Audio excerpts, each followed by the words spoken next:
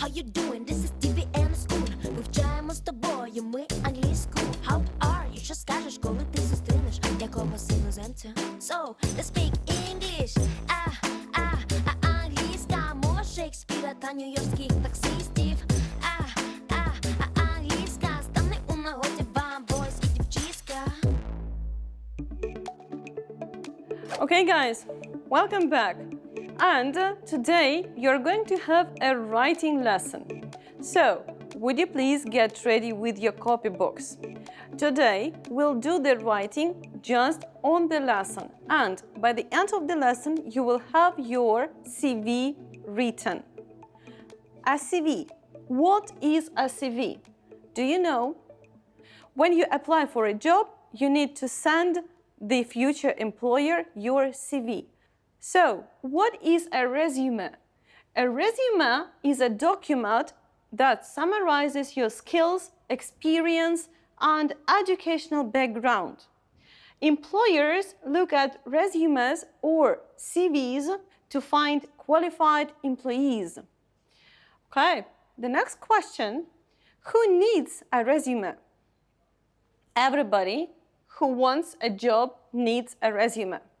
I have never seen anybody taken on a good position without a resume and a cover letter. Okay, the next one. Why is resume important? A resume is like an advertisement that sells you to an employer. It is almost always the first step to getting an interview. Well, when you see some new product, you wouldn't take it because you know nothing about it. But then you see the advertisement. It is bright, it is short, and it makes you want to buy something.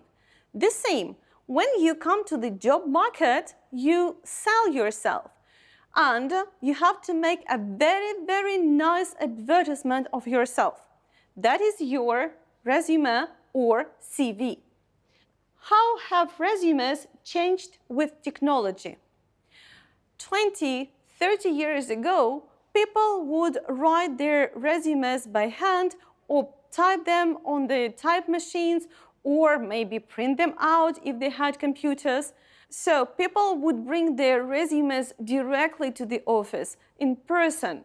But now, with new technology and digital opportunities, we can send them via the internet. And today, resumes must be created with word processing software. And there are even special forms for the resumes. And many employers now only accept them submitted through email or in the web, even sometimes on the site of the company you are applying to. Okay, then comes, what makes a good resume? A good resume should tell your story.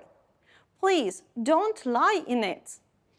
It should demonstrate your professional growth and development.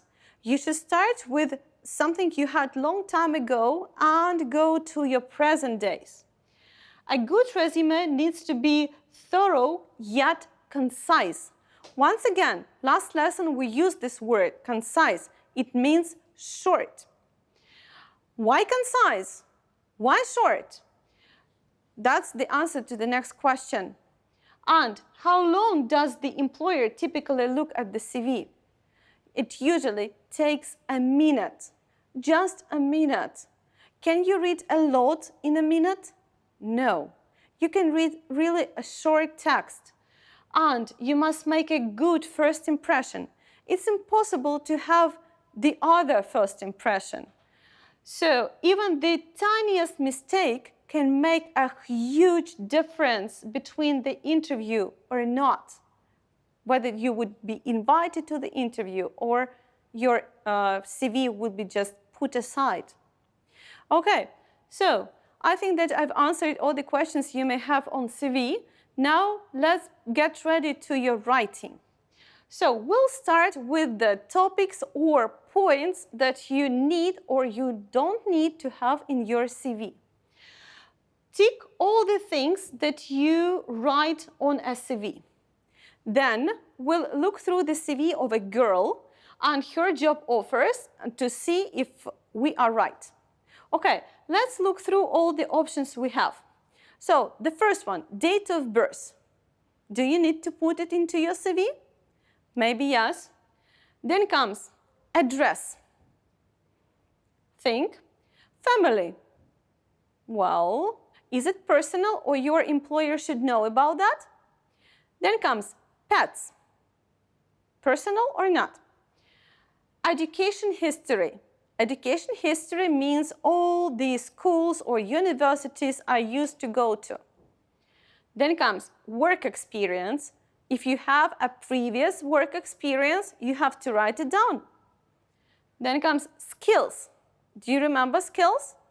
Skills like using the computer or soft skills like working in the team. The next one, friends. Do you need to put that into your CV? Languages spoken. If you know a foreign language, if you know more than one, should you attach it to your CV? References.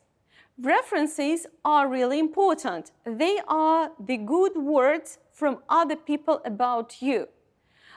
They are recommendations from other people why you are a good or talented or imaginative, creative, just the best worker. Then comes telephone number. Maybe it's a must because people need to dial with you. Then comes email address and favorite food. Well, is it personal or not? We'll see. Now, I want you to take a close look on the CV of one girl and her job offers. Let's see. So, we've got here Natasha and Lane. And we can see her date of birth. It's January the 15th, 1998. Then she provides her contact information. First, you can see her address and that she lives in Liverpool. She writes the name of her street, the number of her house, and her zip code or postcode. Then she adds her email and then her phone number. The next part is her education. Take a look. She has 9 GCSEs, including English and math. Do you remember the lesson about the British educational system? 9 GCSEs means that she is a really bright student. And she mentions the school she studied at. And again, that school was in Liverpool. Then, she had some work experience. She was a helper at a Playland nursery school in summer holidays for 1 month. Well, that's not a long one. And she worked as a waitress at Italia Pizza restaurant on Saturdays for 17 months. Well, that's more than a year. Languages. Well, apart from English, she knows 2 foreign languages on different levels. Well, she's got French at level B1, a very high level, I would say, and she's got a decent Spanish of A2. Well, that's really competitive. Then comes skills and interests. She's interested in swimming and lifeguard course. So she's not only a good swimmer, but she knows how to save lives on water.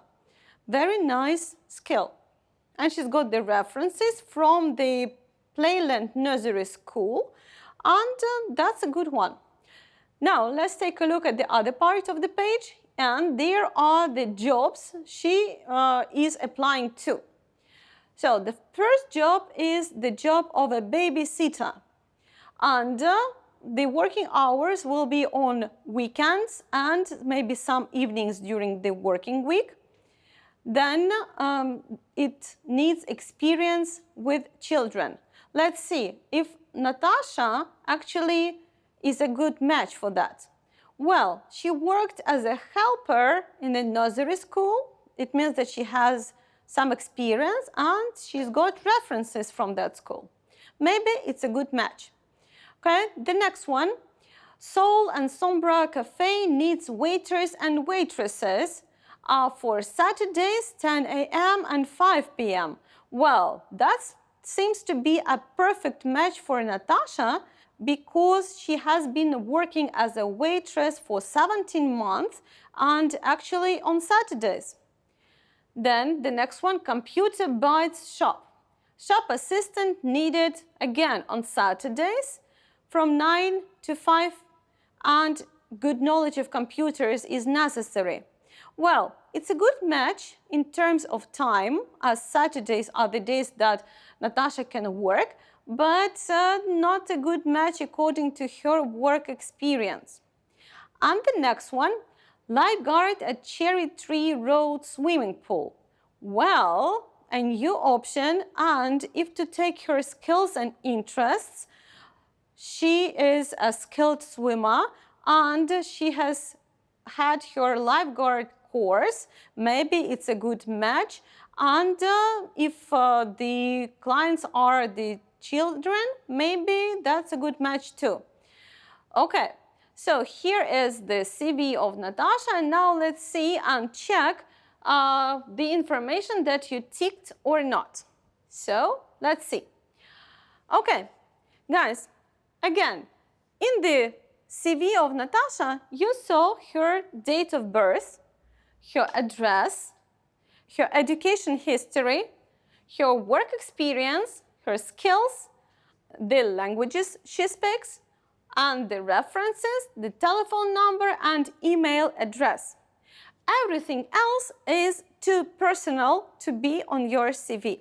I will give you several more minutes to look through the CV and the job offers, because then we'll have to do the multiple choice activity.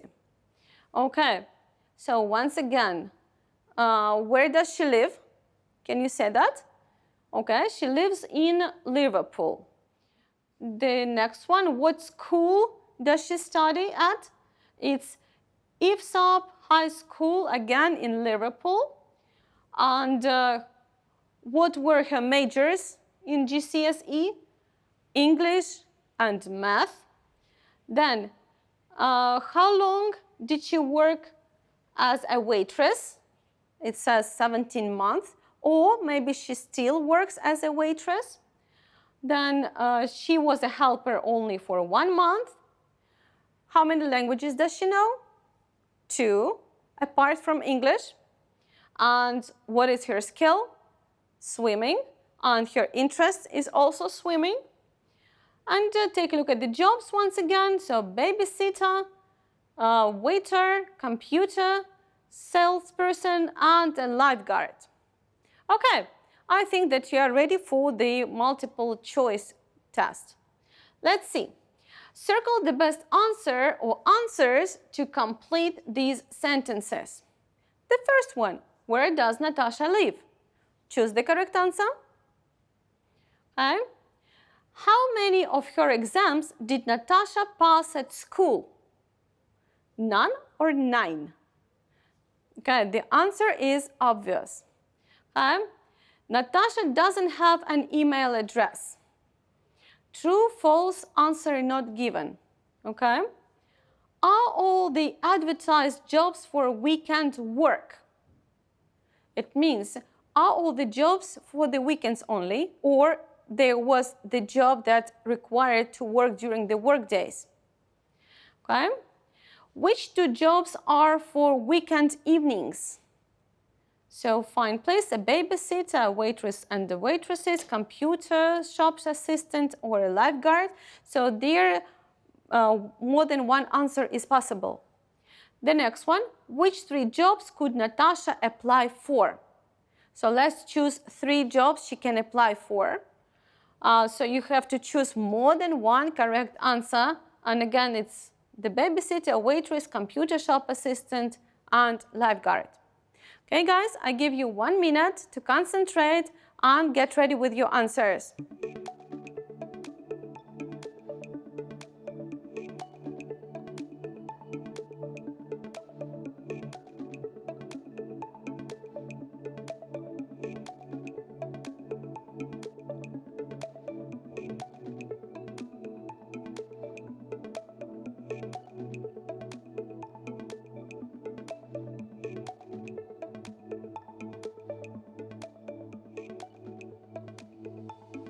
Now, here are the answers. So, time for the answers. The first one, where does Natasha live? Full answer, please. Natasha lives in Liverpool. How many of her exams did Natasha pass at school? Full answer, please. Natasha passed 9 GCSEs at school, including math and English. The next one, Natasha doesn't have an email address. That is false. She has her email address. Number 4, are all the advertised jobs for weekend work? No, the babysitter work includes working during the weekdays. The next one, which 2 jobs are for weekend evenings? There are 2, a babysitter and a lifeguard. And the last one, 3 jobs, they include a babysitter, a waitress, and a lifeguard. And Natasha doesn't seem to be a good match for computer shop assistant. Okay, that's it with Natasha. Now, let's take a look on Martin Luke Moore. This is the guy, and here is some information about him. So we have to complete a CV, and you've got the words in the box above. So we've got their languages, references, email, education, address, date of birth, work experience, skills and interests, and mobile. Let's try. So, the 26th of August 1997, what is it? Definitely it's date of birth. Then comes 94 Albion Street, Birmingham, B23-2TF. And that's the address. Guys, take a look. First, you have to put the number of your house, then the name of the street, then the city, and then only the zip or postcode. Okay. Then comes, the next one is morrow@myworld.com, and that's an email. Okay. Then comes 0778445288, and that's his mobile. And 7 GCSEs, including English, math, and science. One more bright student, and actually this is his education. Maybe he's getting ready for his A-levels. Then, cashier at a large supermarket.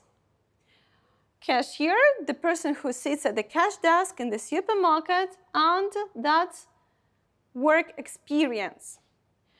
So, French A2, German A2 are the foreign languages he knows, and his level is A2 and A2 again in French and German. So these are languages. Then comes mountain biking, drawing, and computer programming. What a diverse personality! And these are, of course, his skills and interests. And the last one, Mr. Williams, Albion High School, Park Drive, Birmingham, maybe is his teacher from his school, and he gives him references. Well, seems to be a very strong CV for a teenager. Guys, I want you to be aware of one thing. Attention, please. The emails. I receive dozens of emails every day. From my colleagues, from my students, from their parents, any type of emails. And it is really easy and convenient to see the name in the email. And it's inappropriate, actually, to have funny emails for your jobs. And if you want to be like a responsible person, and if you want to be taken seriously, you have to use more formal style in your email address. Let's take a look. The first one is hotlegs59@hotmail.com. Well, who's that person? But the other one, agnes.elderman@gmail.com. Well, I can see the name and the surname of the person. Then comes chunkymonkey240@yahoo.com. Well, Chunky Monkey seems to be a really funny one, but not appropriate for your job interviews. It's better to use like C. Bloomies, because it's kind of a surname, and at gmail.com. The last one, very funny one, I hate work, and at al.com. Well, actually, it's better not to use that, even if you hate your work. So make it like Miguel A. Guzman at gmail.com. And to use Gmail, it's better because then you can synchronize all your calendars, and maybe your company will be using Gmail platform, so that will be really comfortable and easy. Okay, guys, so note this, and let's write our own CV. So you write together with me. Please get ready with your copybooks, and let's do it, so that by the end of the lesson, you don't have homework on it, and you've got your CV written. Okay, so here is the form that we will follow. I divided it into several parts, and we will fill in every part. Okay, so let's start with the first one. I will pretend that I am the guy we discussed in the previous minutes of the lesson. So, the name. Write down, please, your name, and I write Martin Luke Moore. Okay? Then, date of birth, and I write his date of birth. You write your dates of birth, and 26 August 1997. Then comes contact information. The first information is the address. And for Martin, it is 94 Albion Street, Birmingham, B23 2TF.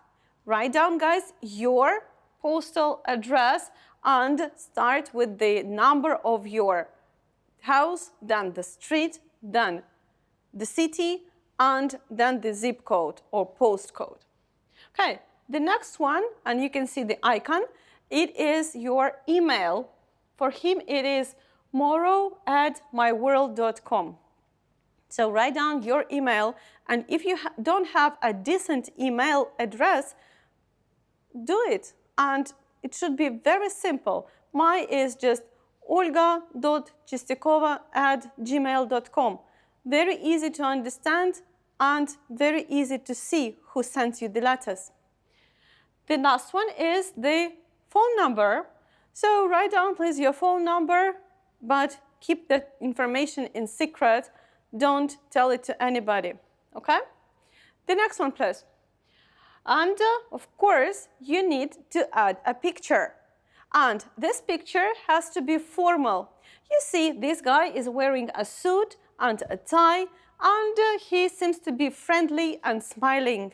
So use a formal picture, not the picture from your vacations or from the beach, but a formal one in formal clothes.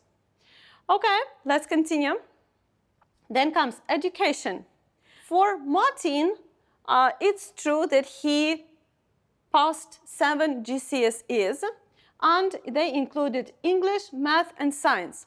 Last year, you passed your first Ukrainian tests, so you can say that I passed 3 tests, including Ukrainian, math, and English, for example, or Ukrainian, math, and history, or any other subject that you passed. And state that you finished your basic education, and now that you're in grade 10. Then comes work experience. If you have already had your work experience, you have to write it down. But if you didn't have your work experience, and actually everybody has had such a CV where this was not filled in because we all have to start with something, then leave it blank. Don't lie about your work experience.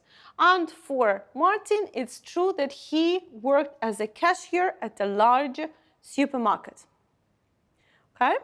Write down, please, yours. You have to write education, and state your education, then work experience, and your work experience, or leave it blank. Okay, the next one, languages. For Martin, French, level A2, and German, level A2. Maybe some of you know Polish, maybe some of you know Spanish, Italian, and maybe Chinese or Korean. I know that some of you are studying Korean. Maybe you have to put it over there. And of course, state your level. Then comes skills and interests. For Martin, they are mountain biking, drawing, and computer programming. So for you, it may be the same or something else.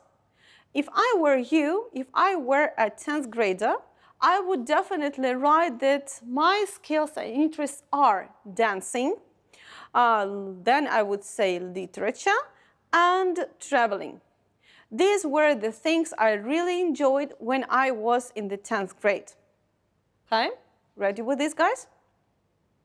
Okay, then references. References are the recommendations, the good words from the other people.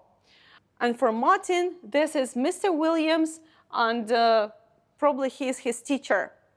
Think of your teachers, or think of your former employers who may give you good references. To get these good references, you should stay in good terms with all your former teachers or with all your former employers you want to get these references from. And remember not to have bad arguments when you leave the school or when you leave the job, because you will one day need the references. Okay? So guys, look through all the CV you've written. Is everything correct there? Then that's the last part. And you've done your written task, and we have now some time for discussion. So the first time for discussion, have you ever had a part-time job? Well, I know that it's not very habitual in Ukraine for the teenagers to have part-time jobs. But time is changing, and maybe you are interested in this kind of job because you want to have some cash with you, and actually pocket money are not only those money you get from the parents. Maybe you want to get more independent. Okay, if you had any part-time jobs, what were they? Maybe you worked as a babysitter, or maybe you helped on a farm, or maybe you helped your parents in their companies. What do you think of part-time jobs for teenagers? Is it necessary? I strongly believe it is, because you have to concentrate not only on studies, but on your future life and get real life skills. What about the next question? Do you think it's a good idea for students to do part-time work? And again, there are two very separate opinions, two very opposite opinions on this topic. In my family, we had students who didn't work even part-time. They spent all their time studying and actually not working. And actually, it was really hard for them to get their first job because after 5 years of the university, they didn't have any work experience. On the other hand, we had the other students in our family who started working part-time from the very beginning of their studies at the university. Some of them benefited. They had more of independence from their parents because they had more money, and they got into a field of their studies, but being practical. But the others, they failed in their universities because they just went into work and actually they decided to stop their studies. So these questions are really difficult to discuss, but you have to think them over and make your own decision. Well, guys, I hope that you enjoyed this lesson, and I hope that you did your CV during the lesson so that you don't have any homework. Guys, stay tuned, be safe, and wash your hands. See you next time. Bye.